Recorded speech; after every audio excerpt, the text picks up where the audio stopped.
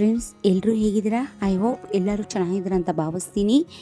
ಮತ್ತು ಇವತ್ತು ಮೆಣಸಿನ ಹುಳಿ ಮಾಡ್ತಿದ್ದೀನಿ. ಇದು 20 ನಿಮಿಷಗಳಲ್ಲೇ ಮಾಡ್ಬೋದು, ಬೇಗನೆ ಆಗುತ್ತೆ. ಇದು ಲಂಚ್ಗೆ, ಡಿನ್ನರ್ಗೆ ಬೇಗ ಮಾಡ್ಕೋಬೋದು ಮತ್ತು ತುಂಬ ಟೇಸ್ಟಿಯಾಗಿರುತ್ತೆ. ಇದು ರೈಸ್ಗೆ, ಮುದ್ದೆಗೆ ತುಂಬಾ ಕಾಂಬಿನೇಷನ್ ಸೂಪರ್. ಇದು ನಮ್ಮಮ್ಮ ಮತ್ತು ನಮ್ಮ ಅಜ್ಜಿ ಮಾಡ್ತಾಯಿದ್ರು. Hi friends, welcome back to my channel lucky Ramya ಲಾಗ್ಸ್ಗೆ ಸ್ವಾಗತ. ಬನ್ನಿ ಮಾಡೋ ವಿಧಾನ ನೋಡೋಣ. ಬೋಂಡು ಮೆಣಸಿನಕಾಯಿ ತೊಗೊಂಡು ಮಧ್ಯದಲ್ಲಿ ಸೀಳಿ, ಖಾರ ಇದ್ದರೆ ಬೀಜ ತೆಗೀರಿ. ಈಗ ಮಸಾಲೆ ರೆಡಿ ಮಾಡ್ಕೋಬೇಕು. ಕಾಯಿ, ಕೊತ್ತಂಬರಿ, ಹುಣಸೆಹಣ್ಣು, ಈರುಳ್ಳಿ, ಶುಂಠಿ, ಬೆಳ್ಳುಳ್ಳಿ, ಧನಿಯಾ ಪುಡಿ, ಜೀರಿಗೆ, ಅರಿಶಿನ ಹಾಕ್ಕೊಂಡು ಒಂದು ಮಿಕ್ಸಿ ಜಾರಿಗೆ ಇವೆಲ್ಲ ಹಾಕ್ಕೊಂಡು ಸ್ವಲ್ಪ ನೀರು ಆ್ಯಡ್ ಮಾಡಿ ನುಣ್ಣಗೆ ರುಬ್ಕೋಬೇಕು. ಈಗ ಒಂದು ಕಡಾಯಿಯಲ್ಲಿ ಎಣ್ಣೆ ಹಾಕಿ ಮತ್ತು ಮೆಣಸಿನ್ಕಾಯಿನ ಹಾಕಿ ಚೆನ್ನಾಗಿ ಫ್ರೈ ಮಾಡ್ಕೊಳ್ಳಿ. ಇದು ಫ್ರೈ ಮಾಡಿಕೊಂಡ್ರೆ ಸಾಂಬಾರು ಕೂಡ ಬೇಗ ಆಗುತ್ತೆ ಮತ್ತು ತಿನ್ನೋಕ್ಕೂ ಕೂಡ ಚೆನ್ನಾಗಿರುತ್ತೆ. ಬೋಂಡು ಮೆಣಸಿನ್ಕಾಯಿ ಏನಾದರೂ ಖಾರ ಇಲ್ಲ ಅಂದರೆ ಸ್ವಲ್ಪ ಚಿಲ್ಲಿ ಪೌಡ್ರ್ ಆ್ಯಡ್ ಮಾಡಿ, ಬಟ್ ನಾನಿಲ್ಲಿ ಆ್ಯಡ್ ಮಾಡಿಲ್ಲ. ಈ ಸಾಂಬಾರು ರೈಸು ಮುದ್ದಿಗಂತೂ ಸೂಪರಾಗಿರುತ್ತೆ. ಈಗ ಫ್ರೈ ಆಗಿದೆ, ಒಂದು ಪ್ಲೇಟಿಗೆ ಸರ್ವ್ ಮಾಡ್ಕೊತಾ ಇದ್ದೀನಿ. ಒಂದು ಪಾತ್ರೆ ಇಟ್ಟು ಎಣ್ಣೆ, ಸಾಸಿವೆ, ಜೀರಿಗೆ, ಈರುಳ್ಳಿ ಹಾಕ್ಕೊಂಡು ಚೆನ್ನಾಗಿ ಫ್ರೈ ಮಾಡ್ಕೊಳ್ಳಿ. ಯಾರಿಗಾದರೂ ಈ ರೆಸಿಪಿ ಇಷ್ಟ ಆದರೆ ಲೈಕ್ ಕೊಡೋದನ್ನ ಮರಿಬೇಡಿ, ಹಾಗೂ ಕಮೆಂಟ್ ಸೆಕ್ಷನಲ್ಲಿ ನಿಮ್ಮ ಅಭಿಪ್ರಾಯನ ತಿಳಿಸಿ.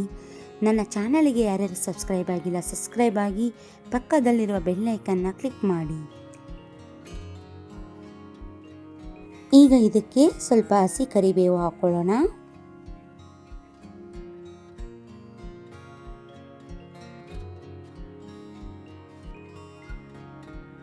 ಈಗ ಒಂದು ಮಿಕ್ಸ್ ಕೊಡಿ.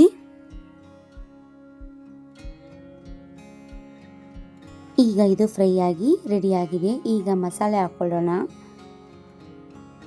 ಈಗ ಇದು ಸ್ವಲ್ಪ ಹಸಿ ವಾಸನೆ ಹೋಗೋವರೆಗೂ ಚೆನ್ನಾಗಿ ಫ್ರೈ ಮಾಡ್ಕೋಬೇಕು. ನೋಡಿ, ಈ ಥರ ಒಂದು 5 ನಿಮಿಷ ಹಾಗೇ ಫ್ರೈ ಮಾಡ್ಕೋಬೇಕು. ಲೋ ಫ್ಲೇಮ್ ಇಟ್ಟು ಸುತ್ತ ಎಣ್ಣೆ ಬಿಟ್ಕೋಬೇಕು. ಮಿಕ್ಸಿ ಜಾರಿಗೆ ಸ್ವಲ್ಪ ನೀರನ್ನು ಹಾಕ್ಕೊಂಡು ಅದನ್ನು ಆ್ಯಡ್ ಮಾಡೋಣ. ಮತ್ತು ನಮಗೆ ಸಾಂಬಾರಿಗೆ ಎಷ್ಟು ಬೇಕೋ ಅಷ್ಟು ಥಿಕ್ನೆಸ್ಸಿಗೆ ನೀರನ್ನು ಆ್ಯಡ್ ಮಾಡ್ಕೋಬೇಕು. ಬಟ್ ಜಾಸ್ತಿ ನೀರನ್ನು ಆ್ಯಡ್ ಮಾಡಬೇಡಿ, ಸ್ವಲ್ಪ ತಿಕ್ಕಾಗೆ ಇರಲಿ.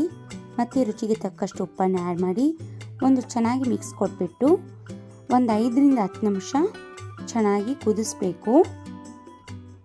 ನೋಡಿ, ಒಂದು ಕುದಿ ಬರ್ತಾ ಇದೆ. ಇದು ಚೆನ್ನಾಗಿ ಕುದಿ ಬಂದಷ್ಟು ಸಾಂಬಾರು ತುಂಬ ಟೇಸ್ಟಿಯಾಗಿರುತ್ತೆ. ಮುದ್ದಿಗೂ ರೈಸ್ಗಂತೂ ಸೂಪರ್ ಆಗಿರುತ್ತೆ. ಈಗ ಫ್ರೈ ಮಾಡ್ಕೊಂಡಂಥ ಮೆಣಸಿನ್ಕಾಯಿನ ಆ್ಯಡ್ ಮಾಡ್ಕೊಳ್ಳೋಣ. ಈಗ ಚೆನ್ನಾಗಿ ಒಂದು ಮಿಕ್ಸ್ ಕೊಡೋಣ. ಈಗ ಕೊತ್ತಂಬರಿ ಸೊಪ್ಪನ್ನ ಆ್ಯಡ್ ಮಾಡಿಬಿಟ್ಟು ಈಗ ಒಂದು ಮಿಕ್ಸ್ ಕೊಟ್ಬಿಟ್ಟು ಒಂದು 5 ನಿಮಿಷ ಕುದಿಸೋಣ. ಯಾಕೆಂದರೆ ಮಸಾಲೆ ಇರೋಂಥ ಫ್ಲೇವರೆಲ್ಲ ಮೆಣಸಿನ್ಕಾಯಿಗೂ ಚೆನ್ನಾಗಿ ಹತ್ಕೋಬೇಕು ಅನ್ನೋ ಒಂದು ಕಾರಣಕ್ಕೋಸ್ಕರ ಚೆನ್ನಾಗಿ ಮಿಕ್ಸ್ ಮಾಡಿ ಒಂದು 5 ಮಿನಿಟ್ ಕುದಿಸೋಣ. ನೋಡಿ, ಸಾಂಬಾರು ರೆಡಿಯಾಗಿದೆ.